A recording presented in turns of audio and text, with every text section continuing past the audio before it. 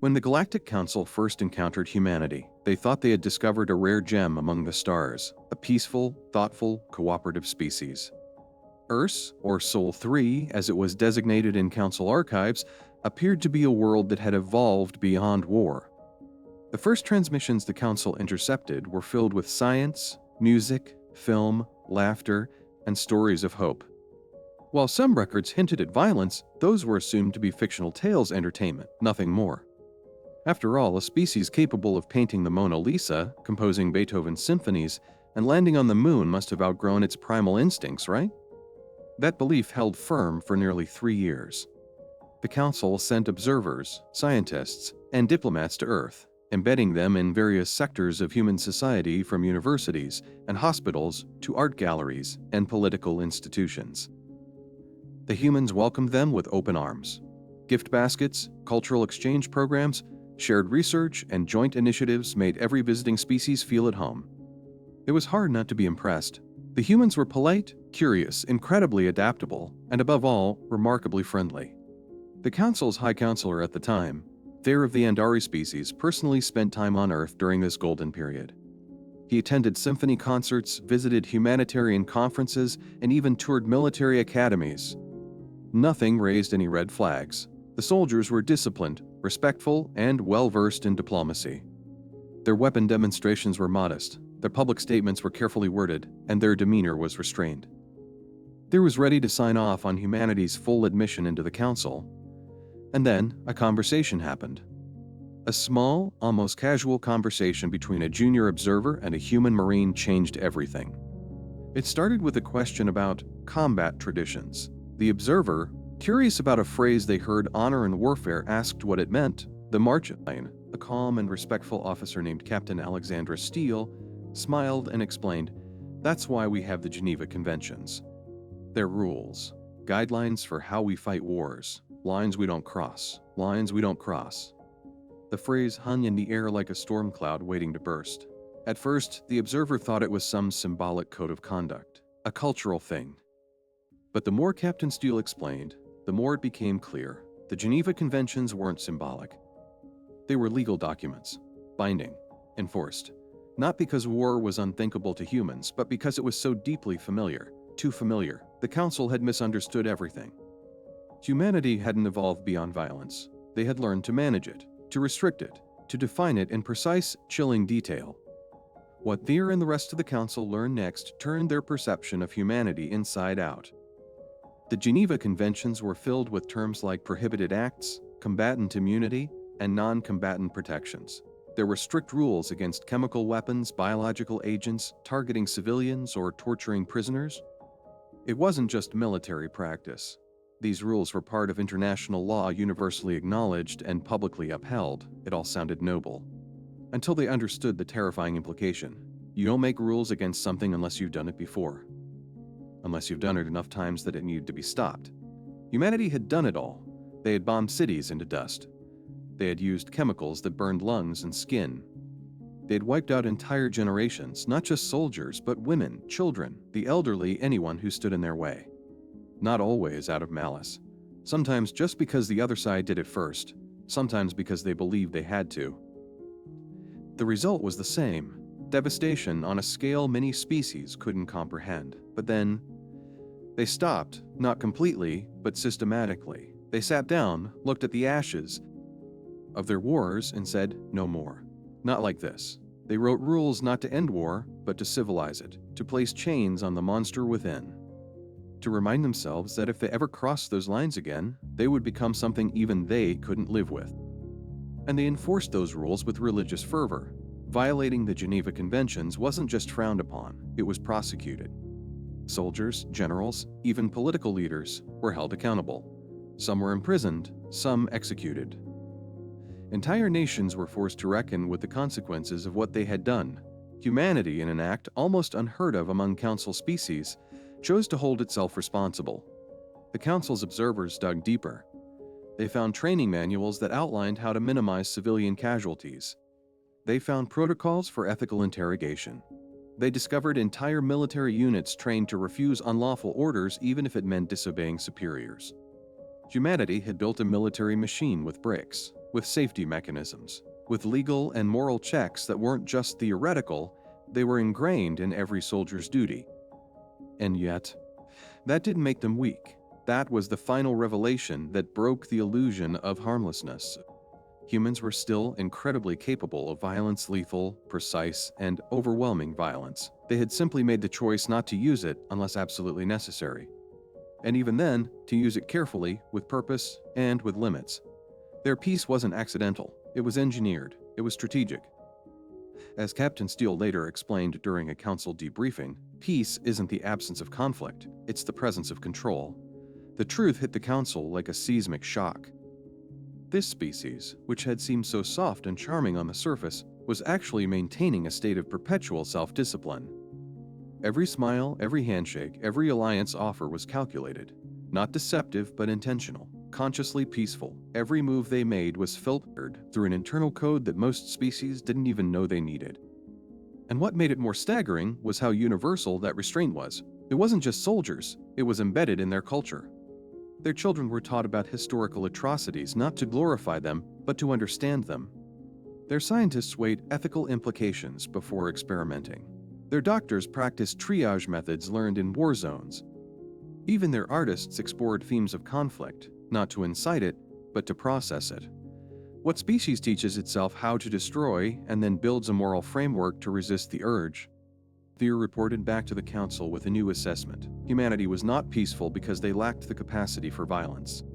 Quite the opposite. They were peaceful because they understood violence better than anyone else and had chosen to master it. That changed everything. The council no longer viewed humanity as naive newcomers. They weren't wide-eyed idealists stumbling into the stars. They were survivors, veterans of their own history, carrying the scars of what they'd done and what they'd learned. They were strong enough to do anything and wise enough to choose not to. And perhaps that's the most dangerous kind of strength of all. For the longest time, the Galactic Council believed they understood humanity. Polite, cooperative, intelligent, curious, maybe a little eccentric, but ultimately not dangerous. From the outside, humans didn't appear threatening. They smiled too much. They cracked jokes at awkward times. They were quick to share food and culture, always eager to help. Their scientists were sharp, their diplomats respectful, their civilians warm.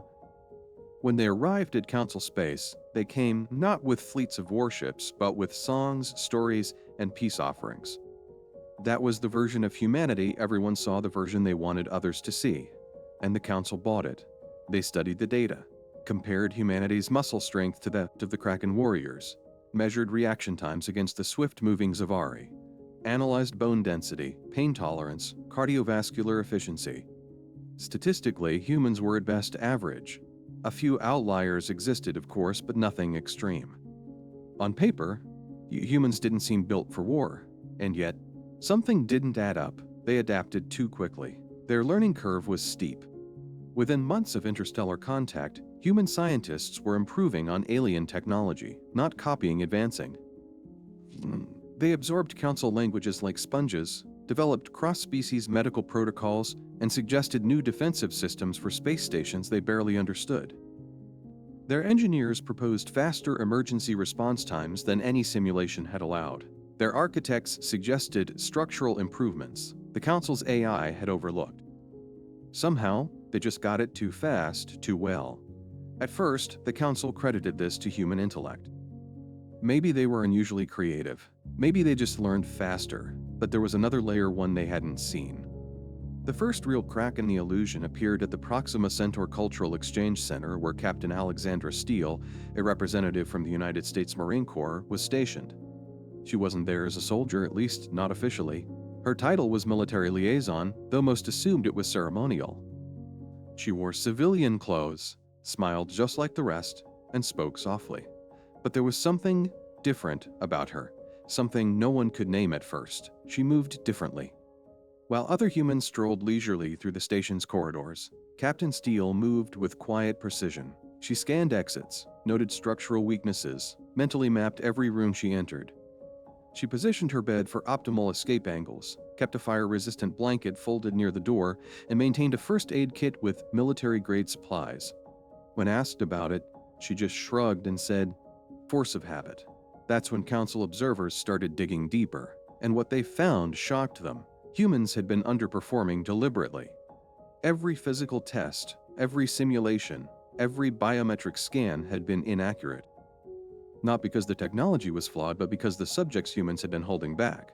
Captain Steele was a prime example. During a friendly arm wrestling match with a Kraken warrior, a being twice her mass with triple the muscle density, she matched his strength with a calm, neutral smile. She won. Later scans showed she had only used 40% of her actual physical strength. The Kraken had gone all out. This wasn't unique to her. Council medical teams reviewed thousands of prior scans. Human soldiers, engineers, even civilians showed signs of chronic physical suppression. Heart rates artificially lowered through breathing techniques. Muscle tension reduced through posture control. Even reflex tests revealed humans responded faster than the equipment could detect, but somehow masked it subconsciously or not. It got worse or more impressive depending on your perspective. In one incident, during a self-defense class, a Zenui trainee's crystal formation cracked unexpectedly, sending razor-sharp shards flying towards several students. Captain Steele, without hesitation, crossed a 10-meter distance in under 2 seconds faster than the eye could track and intercepted the shard midair. She shoved 2 trainees out of the way and caught the largest shard inches from a Marxian's central nerve cluster. When questioned afterward, she simply said, "That's standard training." Standard. As if every human soldier was trained to move like lightning and catch lethal projectiles mid-flight. It was then that the Council finally grasped what had been happening since day one. Humanity had never revealed their full strength. Not physically, not mentally, not tactically. They had shown just enough to gain trust. The Council had been evaluating a performance, an act carefully crafted to reassure, not intimidate. But beneath that, humanity had capabilities the Council couldn't even model. Captain Steele's emergency response during a reactor coolant leak proved this beyond a doubt. When systems failed and the evacuation fell into chaos, she took control immediately. No hesitation, no panic. She moved through corridors filled with toxic gas without gear, dragging the wounded to safety, issuing commands in multiple languages, coordinating triage, sealing off unstable sections by herself. 12 minutes in a zone that would kill most humans in 2, she survived barely. Severe chemical burns, damaged lungs. Yet she kept giving orders until every last being was accounted for. Her explanation: Marines leave no one behind. After that, the Council initiated a full review of human military standards. The findings were staggering. Human training pushed physical limits to extremes. Sleep deprivation, pain endurance, psychological stress, environmental adaptation. Every human soldier went through exercises that would have crippled most Council species. Their elite units, practically superhuman. Even their civilians weren't really just civilians. Many had undergone basic survival training, firearms proficiency, first aid under fire. Even children played games that involved strategy, sacrifice, and calculated aggression, like chess. Council observers had laughed at this once, finding it quaint. But they missed the point. Humans start training their minds for combat before they can even spell their own names. And yet, none of this made them violent. That was the part no one expected. Despite their raw capability, humans didn't dominate others. They didn't impose. They cooperated. They taught. They learned. They shared. Their military forces were trained to build just as efficiently as they could destroy constructing refugee shelters, clearing debris, delivering food in disaster zones. Their warships escorted medical convoys. Their soldiers distributed vaccines in unstable regions. They could be terrifying, but they chose not to be. Captain Steele said it best during a strategy briefing. Power is not about what you can do. It's about what you choose to do. And that's what made humanity so dangerous and so trustworthy at the same time. Their strength wasn't in their firepower or martial arts or reaction time. Their strength was in restraint. In the conscious choice to be measured, to be careful, to stay at 80% when they could go full force and win every fight. Here, the High Counselor summarized it perfectly during a private meeting. We thought we were dealing with a lamb. What we found was a lion in disguise who decided not to roar. From that point forward, every Council policy toward humanity was rewritten. Not out of fear, but out of respect. The Council hadn't misjudged humanity's intentions. Humans truly wanted peace. They meant every handshake, every treaty, every effort to integrate. But what the council had failed to realize was how carefully that peace was maintained, how much intentional control went into every friendly smile. Humanity was not what it appeared to be. They weren't weak. They weren't naive. They were disciplined, trained, strategically restrained. Every technological advancement, every cultural gesture, every diplomatic action was made with full awareness of their strength and a deliberate decision not to use it recklessly. That's when the Council finally saw humanity for what it really was, a species that hid its sharpest edges not out of shame, but out of wisdom. A species that didn't just have power but knew exactly how to wield it, or when to hold it back. If there was a single turning point in how the Galactic Council viewed humanity, it was the day Captain Alexandra Steele arrived at the Proxima Centaur Cultural Exchange Center. Up to that moment, the Council's perception of humans remained mostly unchanged. Curious, friendly, eager to please. Sure, a few unsettling signs had begun to appear faster than expected adaptation, an oddly detailed understanding of defense systems, medical advancements that suspiciously originated in battlefield trauma, but none of it felt like cause for alarm. And then Steele showed up. At first glance, she seemed like every other human diplomat or cultural advisor. Average height, always polite, quick to smile, warm in conversation. Her civilian clothing was neatly pressed, her posture straight, her words measured and respectful. She never raised her voice, never showed frustration. But to those paying attention, something felt there. The High Counselor would later describe it like this: "She made my scales itch, and I didn't know why." It wasn't what she said. It was how she moved. Every step Captain Steele took was deliberate. She didn't stroll, she surveyed. Her eyes never stopped scanning a room. She'd note entrances and exits, track movement patterns, unconsciously position herself where she could respond fastest to danger. When asked about it by an alien observer, she offered a short answer: force of habit. But for someone who was supposedly on a cultural mission, her habit looked suspiciously like battlefield conditioning. She arrived with no weapons, no armor, no fanfare, yet she made every other species in the building feel like they were standing in the presence of something, coiled, contained, something that could explode at any moment but chose not to. Her living quarters gave the first real clue. Cameras showed her setting up her temporary home with methodical care. She angled her bed to face the doorway for immediate access. She checked sightlines through every window. She tested the door's auto-lock 3 times. Everything was arranged for maximum response time in case of an emergency. No other human at the station had done anything close to this. When an Andari observer asked if she was nervous about alien threats, she smiled and said, "Nope, this is just how we're trained to live." That word again, trained. Curiosity about her spiked. Council staff began to review her background. What they found was more unsettling than expected. She wasn't some elite special forces officer. She wasn't a genetically enhanced super soldier. She wasn't even considered top tier by US Marine standards. She was above average fit, disciplined, intelligent, but nothing out of the ordinary, which made what happened next all the more disturbing. It began innocently, a self-defense training session hosted by Captain Steele for interested alien personnel. A blend of martial arts, reaction drills, and physical coordination techniques. No weapons, no aggressive contact. A dozen species attended, most of them unfamiliar with human hand-to-hand combat. Steele demonstrated everything slowly, gently, always asking for consent before touching or correcting someone. She made it look easy, almost too easy. Then it happened. A young Xenoe trainee whose crystalline body had a fault line no one noticed cracked under physical stress. The rupture sent a burst of razor-sharp fragments flying across the room at terrifying speed. 3 nearby students, including a Marxian cadet, were directly in the path of the shrapnel. Captain Steele moved before anyone else even processed the danger. The security footage, later slowed down and analyzed frame by frame, showed her covering 10 meters in under 2 seconds.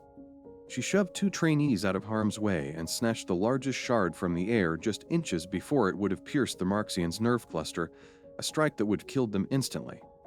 When asked afterward how she reacted so quickly, she said, "It's drilled into us. You react faster than you think." Thayer, who witnessed the footage firsthand, reported to the council, "She didn't hesitate. She didn't calculate. She just moved, and it was perfect. The incident should have been a one-off, a fluke, but it opened the floodgates. Council medics who treated Steele for minor cuts discovered something remarkable she had held back. She hadn't been operating at full capacity. Her reaction speed, muscle exertion, even cardiovascular output showed that she was functioning at roughly 60% of her physical potential. That wasn't restraint. That was deliberate modulation. She was dialing herself down so she wouldn't intimidate anyone. And suddenly, all the subtle signs made sense. The slow, measured pace of her demonstrations. The relaxed tone she used when explaining tactical moves. The way she never broke eye contact unless scanning the environment. Every choice was controlled not because she needed to, but because she knew she was capable of far more than anyone around her. Another test of her strength came during a friendly arm wrestling contest with a Kraken warrior. The Kraken were known across the galaxy for brute force double the muscle mass of any average human and a bone density that made them natural tanks. Steele sat across from one with a casual, relaxed smile. The Kraken grunted, strained, roared with effort. Captain Steele didn't even flinch. She'd beat him in 15 seconds. Later, medical sensors confirmed what many suspected. She used less than half of her full strength. It wasn't a show of dominance. It was a message wrapped in calm restraint. We're strong, stronger than you think. But we don't need to prove it unless we have to. After that, council leaders began demanding full access to human military records. Not because they feared invasion, but because they realized just how little they knew.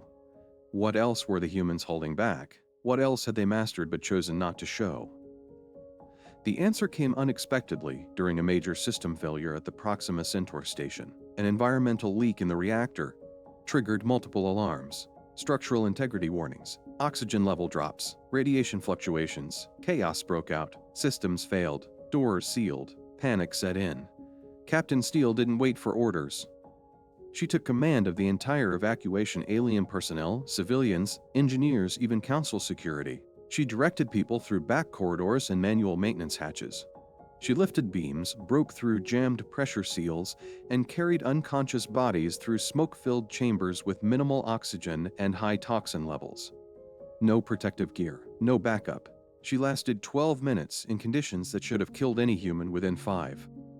When she was finally found skin blistered from burns, coughing from chemical inhalation, she was still issuing orders. Still coordinating rescue efforts. Still aware of everything going on. Her words afterward: Marines leave no one behind. They're later reported she wasn't performing. She wasn't showing off. She was just doing her job like this was normal. It forced the council to reevaluate everything they'd seen in the past 3 years. Every human gesture of peace, every shared technology, every cultural exchange, all of it had been filtered through a veil of control. Humanity had shown them kindness not because they were weak, but because they were strong enough to be kind.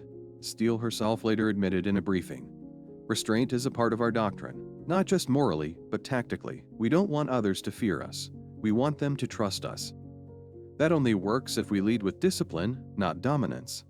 Perhaps most sobering of all was the final detail: she wasn't unique. Steele wasn't the product of a special breeding program or top-secret enhancement project. She was a career Marine, yes, experienced, composed, but she was, in her own words, just a Marine.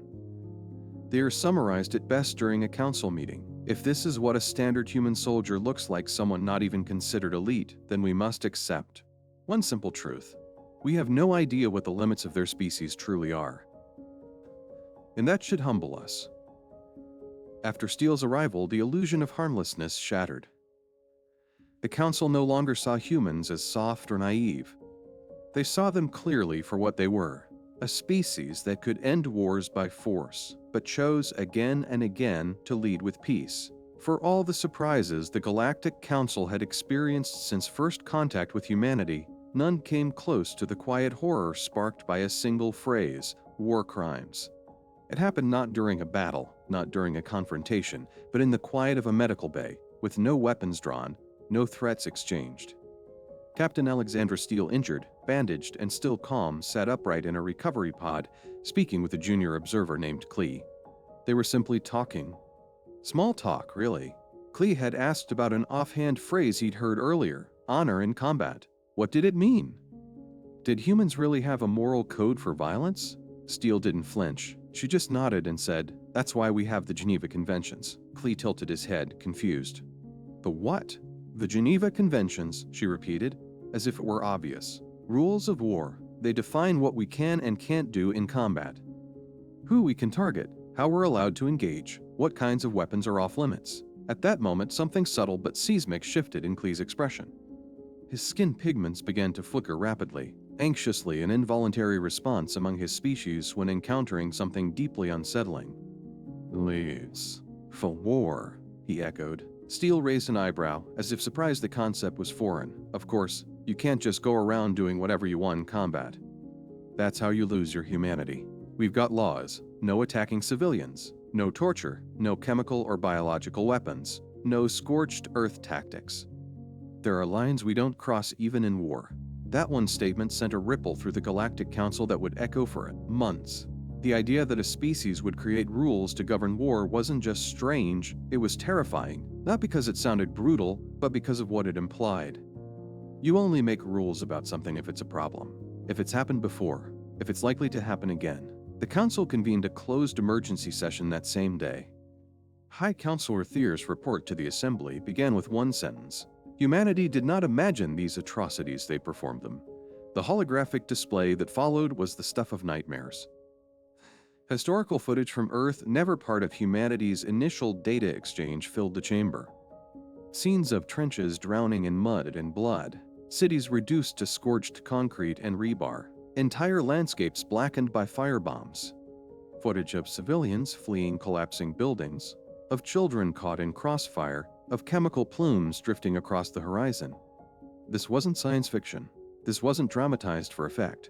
This was real. These were the reasons the Geneva Conventions had been written. It wasn't that humans hadn't known better, they had. That was the chilling part. They had known the damage they were capable of, and for a long time, they'd done it anyway. Entire civilizations on Earth had fallen victim to total war.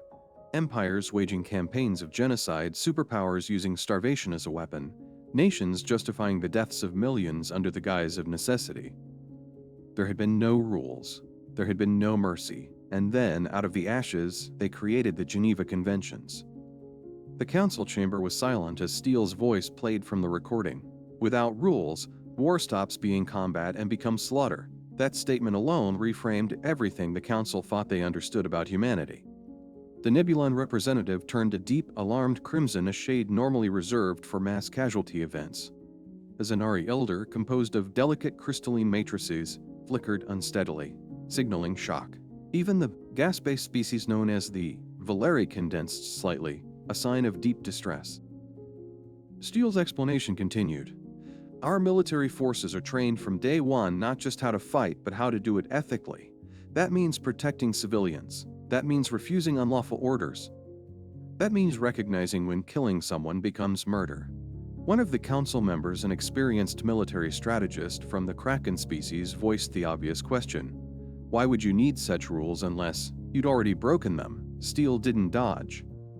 She didn't excuse. She didn't soften her words. Because we did. Many times. We bombed cities, torched villages, tested weapons that should have never been built. We used civilians as shields. We let fear and rage dictate strategy. And we paid for it. She looked directly at Klee. The rules exist not because we're incapable of those acts. They exist because we're very capable of them. And we never want to go back. That's when the council finally understood the truth about human warfare. It wasn't accidental. It was intentional, organized, industrialized, refined, and now regulated. But even that wasn't the most disturbing part. What truly unsettled the council was the efficiency that came after regulation. Steele explained that the Geneva Conventions didn't make humans weaker on the battlefield. They made them more focused, more disciplined, more dangerous. Our modern military doctrine is surgical, she said. We're trained to neutralize threats with minimal force. We use precision over power, control over chaos. We don't waste ammunition. We don't fire unless we're sure. We don't harm unless it's necessary. And when someone violates those principles, they're punished. It was this restraint that made humanity formidable. Not just their weapons, not just their training, but their capacity to hold back. As Steele put it, we fight with one hand tied behind our back on purpose, because the alternative isn't combat. It's genocide. The Council's security analysts pored over human history for days. What they discovered was more unsettling than they imagined. Every single tactic prohibited by international law, humanity had used it. Every banned weapon, humanity had developed it.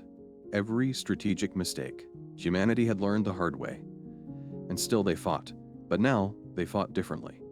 The most haunting realization came from a simple truth.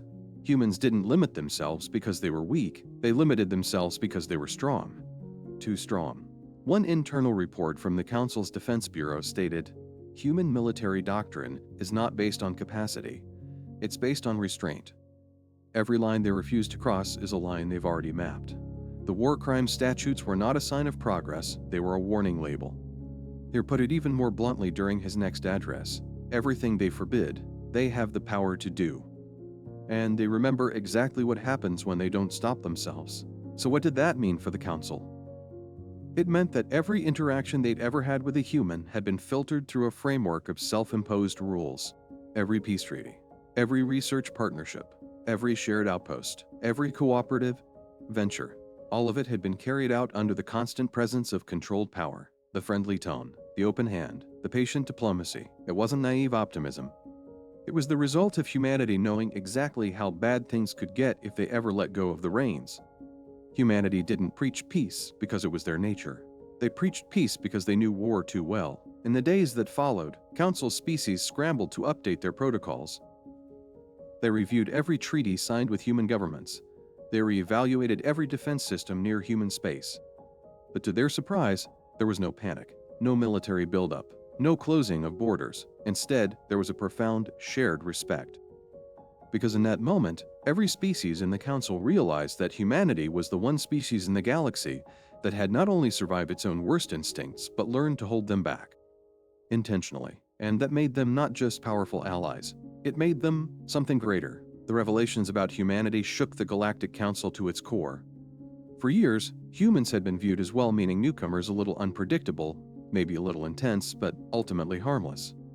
Curious, collaborative, enthusiastic about every cultural exchange. But now, the illusion was shattered. Behind those warm smiles, those peacekeeping missions and joint research initiatives, was a species that understood warfare not just as an abstract concept, but as an intimate part of its history.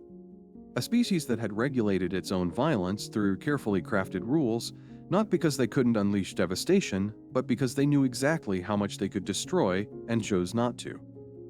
In the wake of Captain Alexander Steele's candid explanations and the Council's sobering deep dive into human military history, the immediate question loomed. What do we do with a species that's capable of everything and chooses restraint? The answer surprised everyone. They embraced them. Not blindly. Not without hesitation. But gradually and with increasing trust. Because for all the fear that came with discovering humanity's true potential, there was something even more powerful behind it: integrity. When the Council finally understood what humanity was, they didn't retreat. They reevaluated, and what they saw wasn't a threat, it was an asset. Captain Steele wasn't a special case. Investigations confirmed that human soldiers were trained to deliver aid as effectively as they could deliver force. Combat medics doubled as trauma surgeons in refugee zones. Infantry officers were trained in civil engineering. Fighter pilots could switch from strike operations to airlifting civilians within minutes. These weren't different divisions, they were the same people. The same hands that could pull a trigger could just as easily carry a wounded child to safety. This duality, warrior and healer, destroyer and protector, was at the heart of what made humans uniquely suited for partnership. They weren't dangerous because they fought too easily. They were dangerous because they fought only when absolutely necessary, and even then with limits, principles, and purpose. As one Mayan Council representative put it, "They terrify me, and that's why I trust them." What followed in the months after the full assessment was nothing short of a diplomatic revolution. Humanity's role within the Galactic Council didn't shrink. It expanded. Security divisions that had previously excluded humans began requesting human consultants, not just because of their combat training, but because of their crisis response capabilities, their planning foresight, their ability to anticipate the worst-case scenario and build safeguards before it happened. Human engineers were brought in to redesign portions of the Central Council compound itself. What had once been deemed aesthetically optimized was now seen as vulnerable. Human recommendations were blunt, practical, and often genius. Hidden fallback corridors, structural supports that doubled as blast barriers, power redundancy systems that could survive weeks without outside input. No one questioned their suggestions. They had lived the consequences of failure, and they weren't guessing, they were remembering. In one council meeting, a Nebulon representative known for speaking slowly and rarely summed it up with startling clarity. They prepare for war, because they want to prevent it better than we ever could, and it wasn't just infrastructure.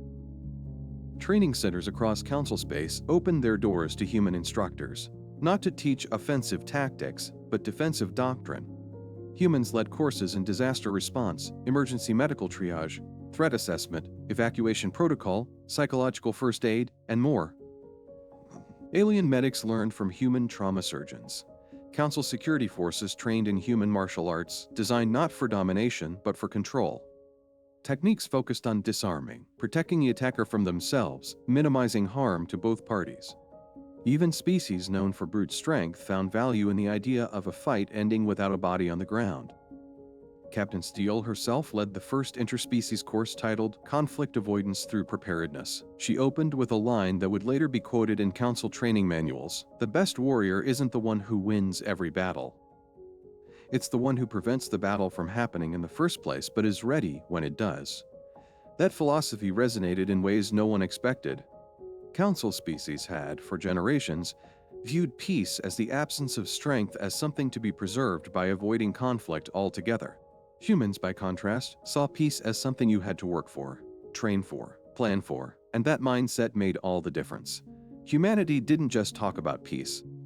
They defended it quietly, consistently, and with unnerving clarity. In one instance, a joint patrol discovered a smuggling ring operating in dead space. Instead of reacting with force, the humans on the team suggested isolating communication signals, disabling propulsion systems, and using low-risk containment procedures. The mission was completed with 0 injuries, and the smugglers voluntarily surrendered once they realized resistance was futile. It wasn't brute strength that won the day. It was tactical superiority mixed with measured application of power and the willingness to de-escalate.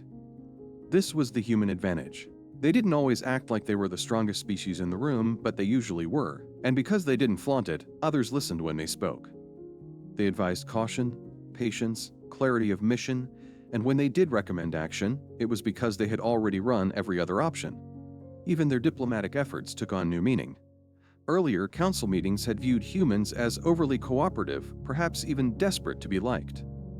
But now, through the lens of awareness, their actions were seen differently. That constant patience, it was strategic. Their willingness to concede on minor issues, calculated. Their steady tone in high-stakes negotiations. A discipline most species couldn't begin to replicate. Humans didn't hide their strength. They controlled it, and that control made them the most reliable allies the Council had ever encountered. A Council report later outlined the following. Humanity has demonstrated an unparalleled ability to assess, respond to, and resolve high-risk scenarios with both compassion and precision. Their peacekeeping efforts are not rooted in weakness but in an informed and intentional use of strength. They're capable of extreme force, yet remain committed to ethical engagement even under threat. This makes them not only trustworthy, but essential to the long-term stability of Council operations. What stood out to most observers wasn't humanity's strength, it was how much they didn't use. Time and time again, they stopped short of the full measure, not out of fear, not out of hesitation, but because they valued restraint more than victory, and they practiced what they preached. When the Council offered humanity expanded military authority, greater jurisdiction over joint operations, relaxed restrictions on weapon deployments, humans turned it down. Captain Steele herself delivered the response.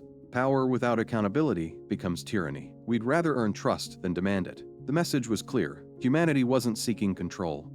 They were seeking partnership. They had no interest in ruling, dominating, or rewriting the rules. Instead, they offered collaboration, transparency, and protection with boundaries. Every treaty they signed came with clauses on oversight. Every offer of help came with mutual responsibility. Every advancement they shared came with training and context, and they did share. From trauma medicine to defensive shielding to environmental disaster planning, humans opened their archives, their classrooms, their labs, not to gain leverage, but because they believed that stronger allies meant a stronger peace. They weren't perfect. They never claimed to be. Their history was filled with bloodshed, mistakes, and hard lessons learned too late.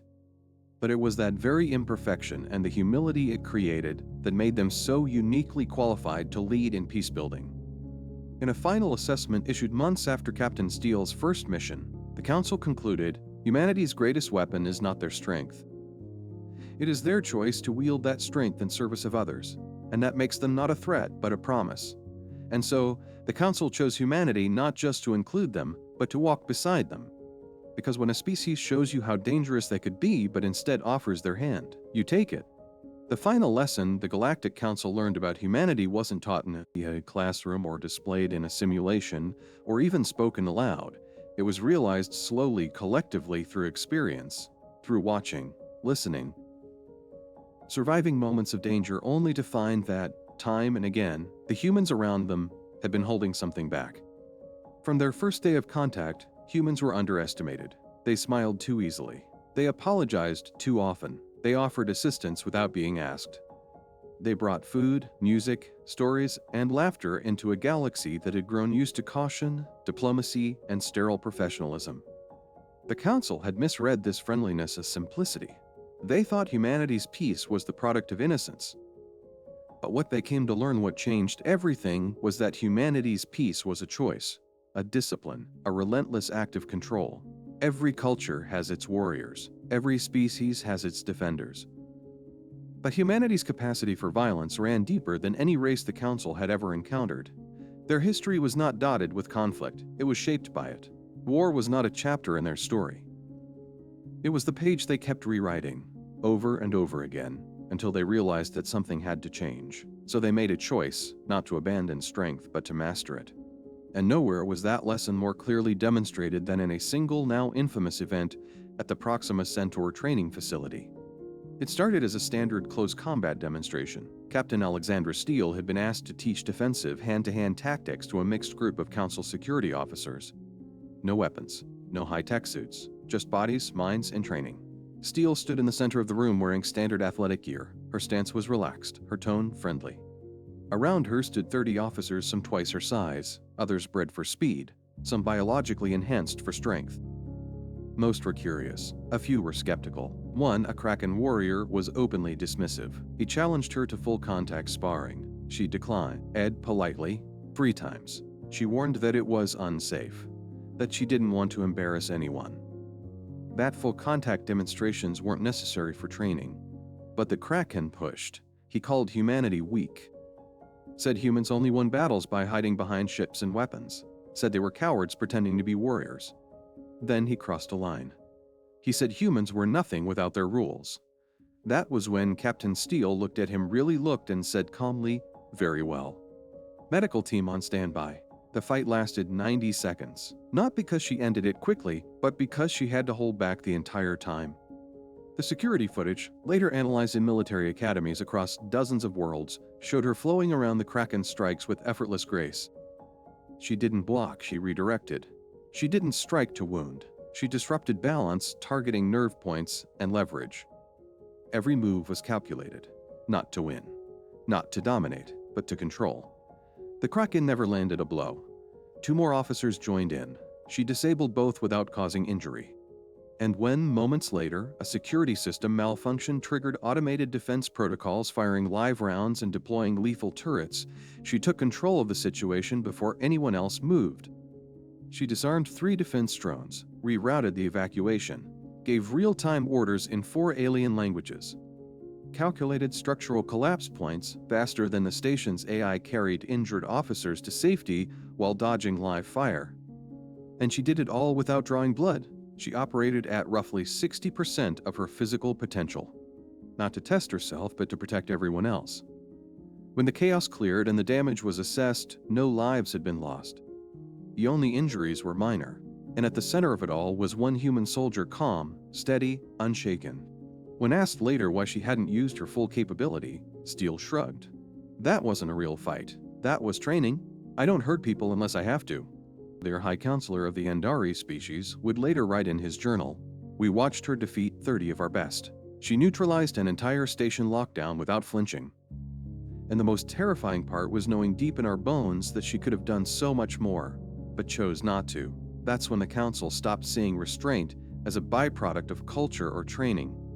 It was something else entirely. It was humanity's true superpower, because strength without restraint is just chaos. Violence without discipline is just destruction. But power, deliberately held in check, that's something different. That's wisdom. From that day forward, the Council rewrote every protocol involving human collaboration. Not out of fear, but out of a newfound respect for what it really meant to be human. Because now they understood every peacekeeping mission wasn't just an act of diplomacy. It was a demonstration of patience. Every refusal to escalate a conflict wasn't weakness. It was self-control. Every time humans shared technology, offered aid, or opened their homes, they were doing it knowing they didn't have to.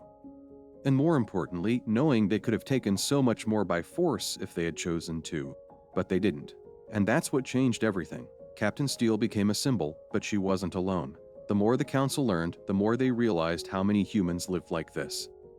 How many walked through the galaxy smiling, laughing, teaching, sharing while quietly holding back a storm.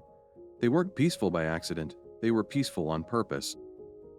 A lesson beyond the stars, there's something in that message for all of us even here on Earth. Because this isn't just a story about aliens or space marines, it's a reflection of something real. The truth that strength is not defined by what you can do, but by what you choose not to. We live in a world where power is often flaunted, where dominance is celebrated, where the loudest voice, the strongest arm, the most aggressive stance can sometimes seem like the only way to be heard. But the lesson humanity taught the galaxy is a different one. True strength is quiet. True power doesn't need to prove itself. And real warriors don't seek fights, they prevent them. That doesn't mean being passive. It doesn't mean giving up your ability to defend, protect, or act when needed. It means knowing exactly how much force you're capable of and choosing to use it wisely, with purpose, with restraint. Because history has shown on Earth and beyond that, when power goes unchecked, it consumes everything. But when power is governed by principle, by compassion, by discipline, it becomes something else. It becomes the kind of strength that builds instead of breaks, that protects instead of conquers, that teaches instead of terrorizes.